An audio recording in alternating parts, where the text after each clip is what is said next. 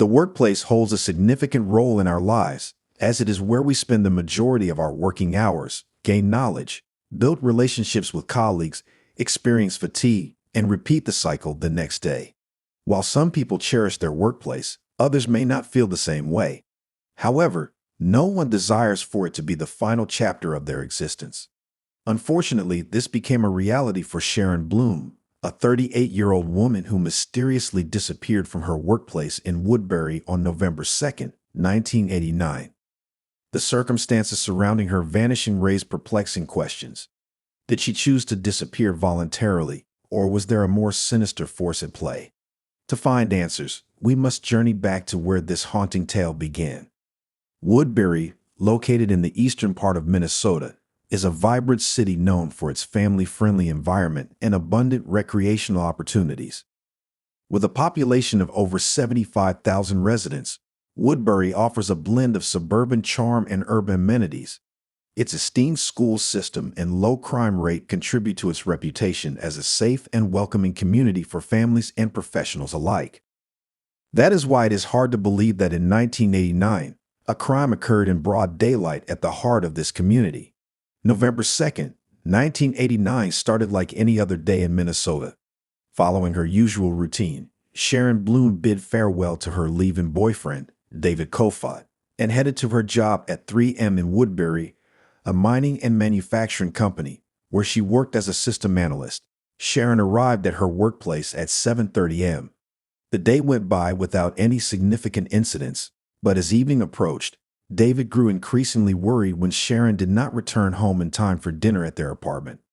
After inquiring at her office, David discovered that Sharon had left work around 11:20 a.m. for her lunch break and had not returned.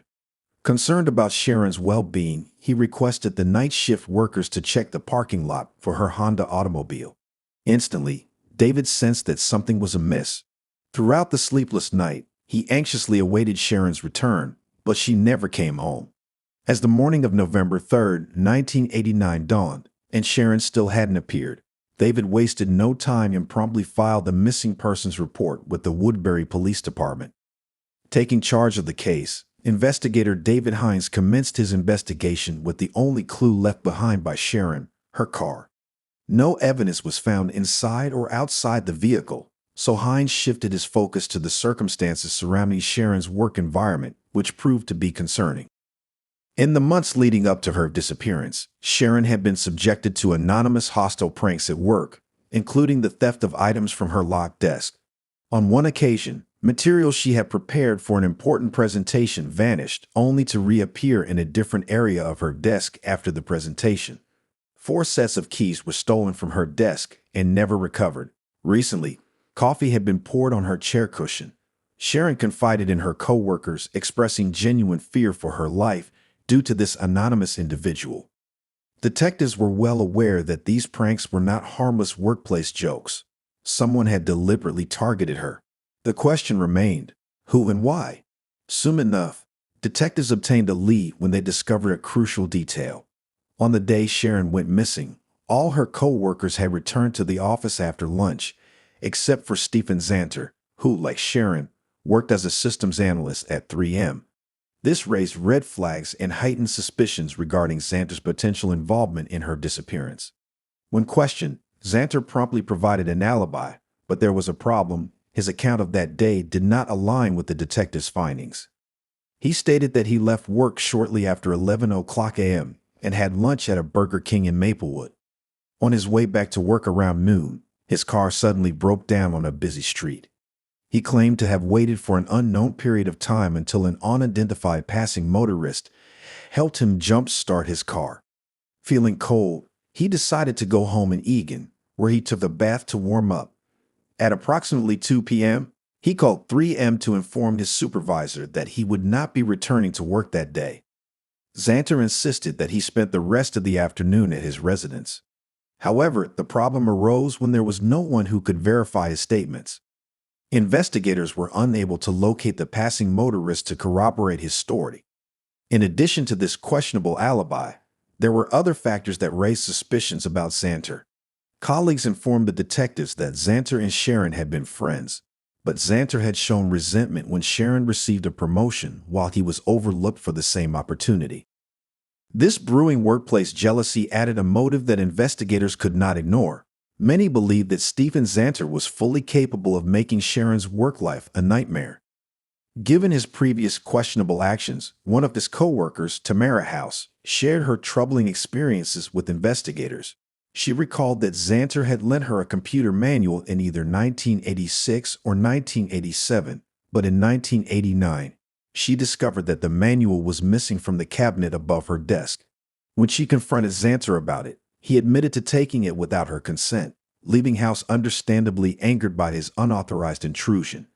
8 days into the investigation, David Hines called for reinforcements, and Ray DePrima, an agent with the Minnesota Bureau of Criminal Apprehension, was assigned to the case.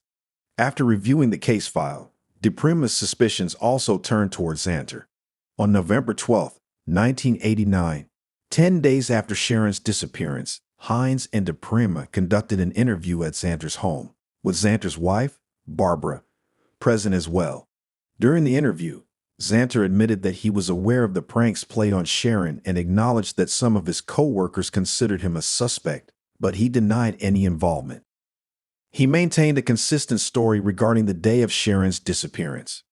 After approximately 3 to 4 hours into the interview, Ray DePrima received a phone call that would change everything.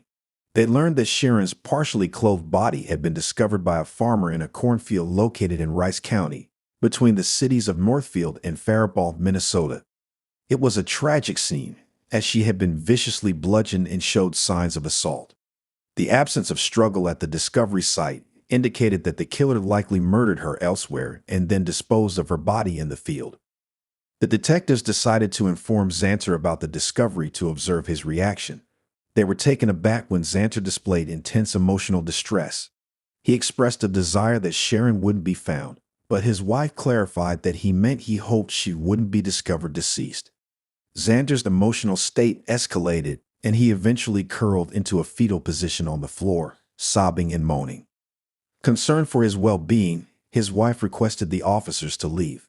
As they were preparing to depart, Xanter made a troubling remark, asking if they were going to take him to jail.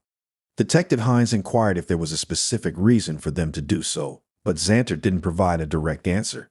His peculiar behavior only deepened the detective's suspicions. Although blood and hair samples were collected from Xanter, an arrest couldn't be made due to the lack of direct evidence. The investigation suffered a significant setback when the autopsy results were revealed. Unfortunately, the biological material collected from Sharon Bloom's body did not turn out to be semen as initially suspected. Furthermore, the 2 hair samples found at the dump site did not match Sharon's hair. Although microscopic analysis indicated some similarity to Stephen Xanter's hair, there is not enough conclusive evidence to link him to the crime. As time went on, the investigation came to a standstill due to a lack of viable leads. However, a potential breakthrough seemed to be on the horizon more than 2 years after Sharon's murder. In February 1992, Agent DePrima interviewed several of Barbara Xanter's co-workers.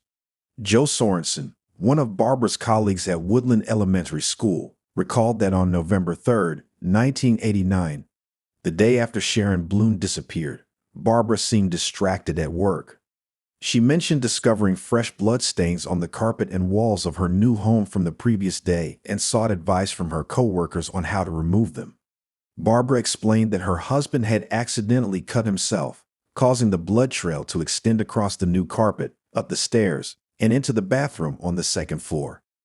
Detective DePrima asked Sorensen if she would be willing to record conversations with Barbara, to which she agreed.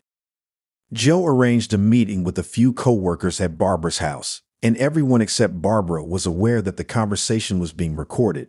Sorensen believed that Barbara was in a state of denial about the situation, as she was unwilling to accept the idea that her husband could be capable of murder. Armed with this new information, a search warrant was authorized on March 4, 1992, and the following day, law enforcement conducted a search of Stephen Xanter's home. The presence of blood throughout the 2nd floor was confirmed through luminol tests. During the search, the police seized a set of keys that were discovered in the bottom drawer of a dresser located in the basement. These keys were definitively identified as belonging to Sharon. In Xanter's briefcase, the police also found numerous explicit photographs, including some featuring women in bathing suits and others depicting women sitting on the toilet. On October 23, 1992, Stephen Xanter was indicted by the Rice County Grand Jury for the murder of Sharon Bloom. However, the case was far from resolved. Following a lengthy hearing on August 12, 1993, the trial court suppressed several items obtained during the three searches, including the photographs and Bloom's keys. The court ruled that the police only had probable cause to seize the blood evidence, but not the keys and photographs. Furthermore, the source of the blood found in Xanter's home could not be determined, leaving no physical evidence to link him to the murder. Reluctantly, Rice County prosecutors decided not to pursue the charges to avoid the risk of potential acquittal, allowing Xanter to remain a free man. Once again, the case went cold. In the late 1990s, DNA technology advanced rapidly, and by 1999, the introduction of STR-DNA analysis revitalized cold cases. Through this method, DNA traces were identified in cases where they had previously been undetectable. In March 1999, Anne-Marie Gross, a forensic scientist at Minnesota's BCA Crime Lab, conducted further testing on the blood-soaked carpet. This time, the results conclusively matched the blood to Sharon Bloom's DNA. Additionally, hair samples collected from the dump site were found to match Stephen Xanter's mitochondrial DNA. Based on the compelling forensic evidence, Stephen Xanter was once again charged with murder.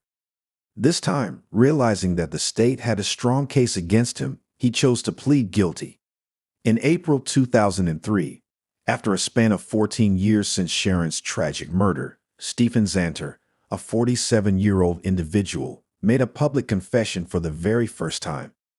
Xanter acknowledged that on November 2, 1989, Sharon had visited his residence, where she confronted him regarding the torment she had endured at her workplace. In a fit of rage, Xanter brutally struck Sharon on the head multiple times with a hammer. Following the heinous act, Xanter concealed her lifeless body in the basement of his home. Later that night, he disposed of her remains in a remote cornfield located in Rice County. The discovery of Sharon's body occurred several days later. However, Xanter claimed to have no recollection of the precise steps he took to clean up the blood-stained crime scene in his home before his wife and daughter returned.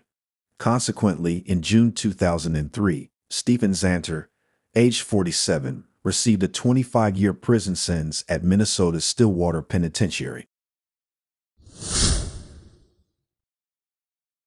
The peaceful city of Ottawa, located in Canada, was shaken by a gruesome crime that occurred on May 3, 1975.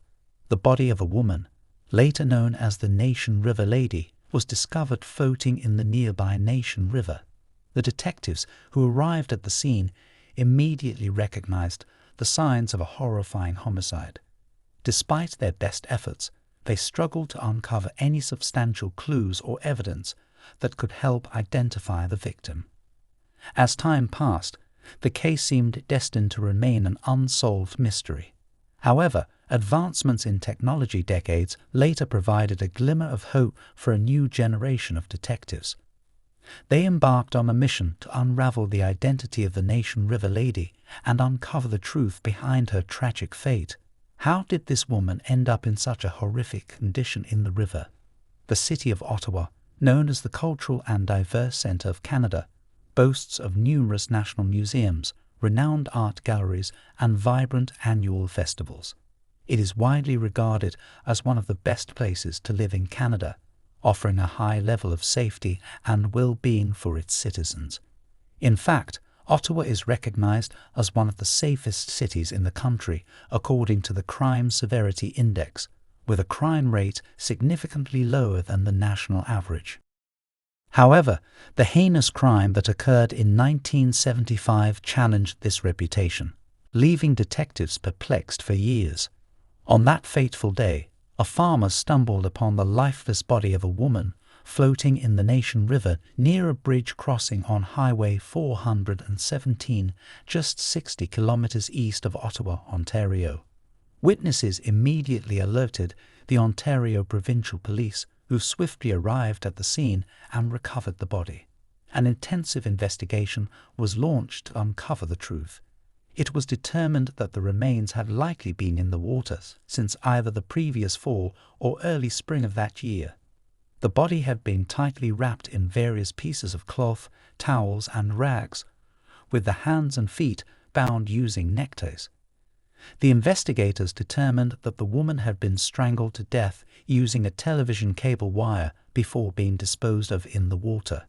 An examination of the remains revealed that she was estimated to be between 25 and 50 years old, had dyed reddish-blonde hair, and painted her fingernails and toenails pink. Despite numerous efforts to identify her, the investigators were unsuccessful.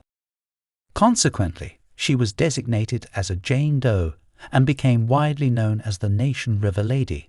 The detectives diligently investigated the case and scrutinized the evidence, but their efforts always reached a dead end. As a result, the investigation lost momentum and eventually went cold. In 2017, the Ontario Provincial Police reopened the Nation River Lady case and approached it from a fresh perspective. Collaborating with the Forensics Department, they created a 3D reconstruction of the victim, believing it would accurately depict her appearance. Over the following years, the police attempted to identify her using this 3D model, but their endeavors proved fruitless. Nevertheless, the detectives refused to give up on the case. In 2019, the Centre of Forensic Sciences in Toronto obtained a new DNA profile of the victim. This DNA data was then sent to a laboratory in California, where it matched samples collected from 2 individuals listed in a family DNA tree.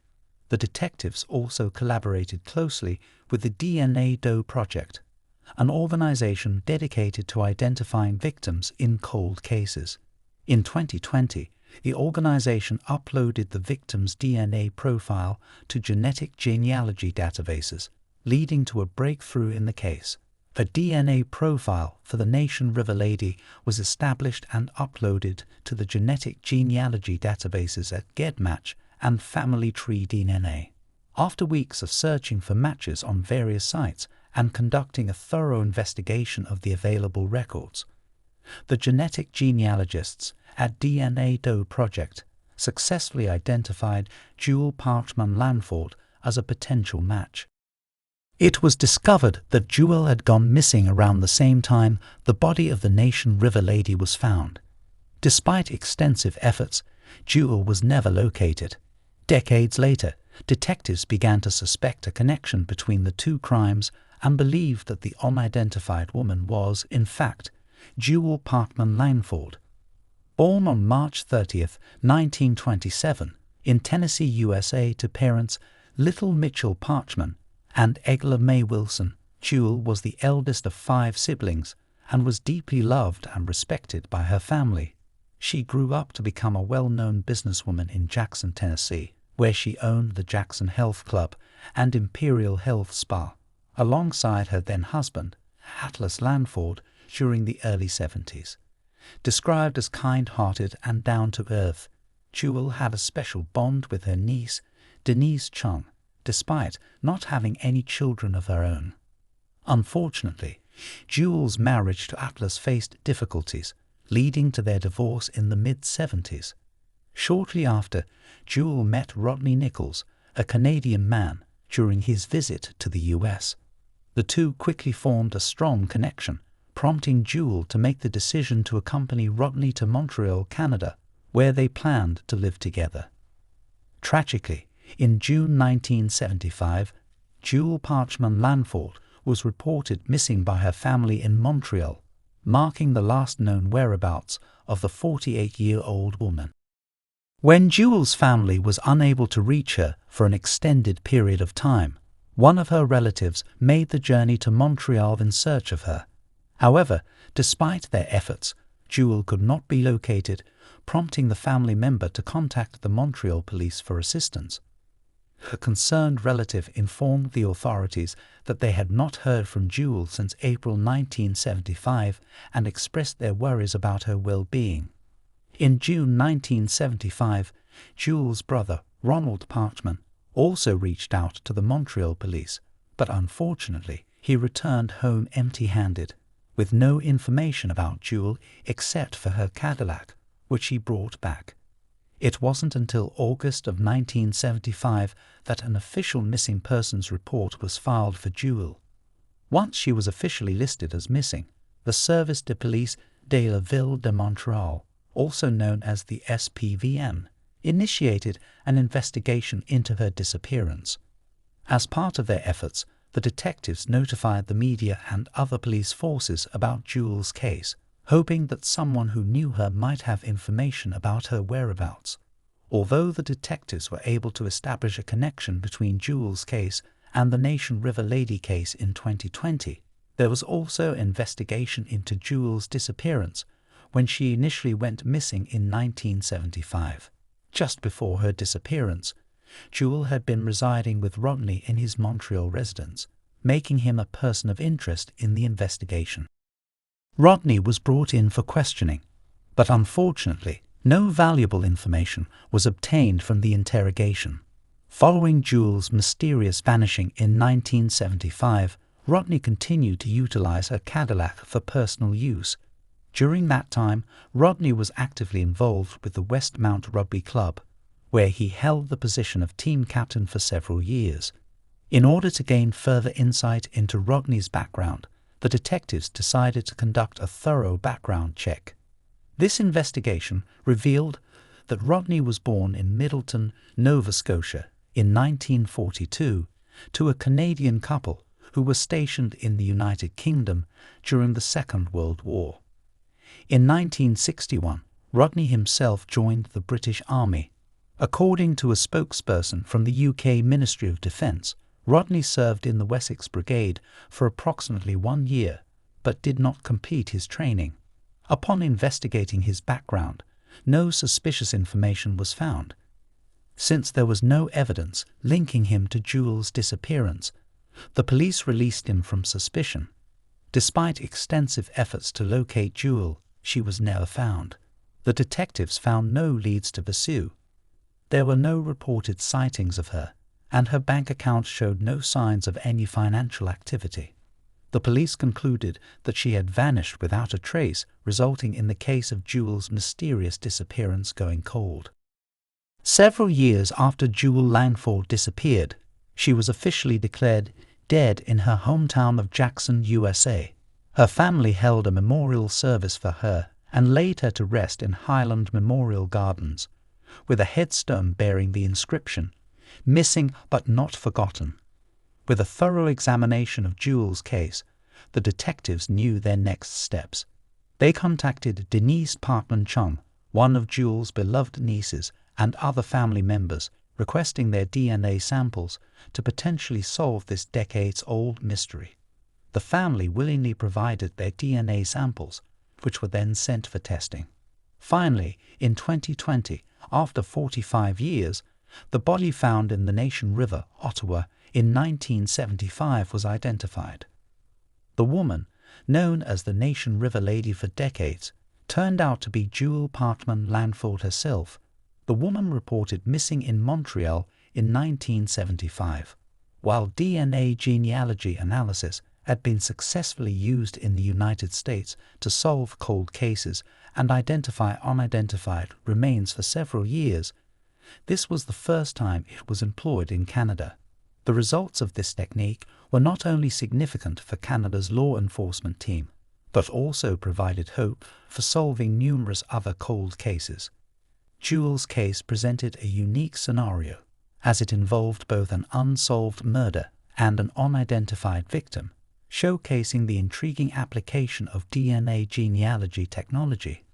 The majority of Jules' immediate family, including her siblings and parents, had long passed away. However, her mother, during her lifetime, tirelessly advocated for Jules' case. She persistently reached out to the FBI for updates from the Ontario Provincial Police in Canada, fighting for her daughter until her final moments in 1996. Denise, Jules' niece, had no knowledge that the detectives were still actively investigating her missing aunt until she was approached to provide a DNA sample for testing. In 2022, the investigators apprehended Rodney Nichols, an 81-year-old residing in an assisted living center in Hollywood, Florida, USA, as the perpetrator of Jewel's murder. Extradition proceedings were initiated against him. Nevertheless, the investigators refrained from disclosing the details surrounding Rodney's alleged crime and the motive behind it. They believed that prematurely revealing developments in the investigation could compromise the case and subsequent legal proceedings, including potential extradition from the United States. Consequently, all progress in the case remained confidential until the Ontario Provincial Police issued an official statement. In September 2022, Rodney was formally charged at the Ontario Court of Justice in L'Original, Canada. When questioned about the absence of a connection between Jewel's disappearance and the unidentified Nation River lady, the detectives explained that establishing such a link was challenging at the time the crimes occurred due to the absence of DNA analysis techniques. Additionally, the involvement of two separate jurisdictions in different provinces further complicated matters, as the means of sharing information between police departments and regions were limited to telephone, fax, or mail. Former investigators who previously worked on the case believed that if they had connected the discovery of the unidentified woman's body with Jewel's disappearance back in 1975, the investigation would have had a significantly higher chance of success. Henry Rosenblatt, an acquaintance of Rodney, described him as an enjoyable individual to be around. He mentioned that Rodney was entertaining and had a vibrant social life. Henry recalled meeting Jewel a few times during the 1970s. According to Henry, Rodney introduced Jewel to him as his romantic partner. When Henry and some other friends inquired about Jewel's absence after a while, Rodney informed them that she had left him and he had no knowledge of her whereabouts. Henry was shocked when he heard the news of Rodney's arrest for Jewel's murder.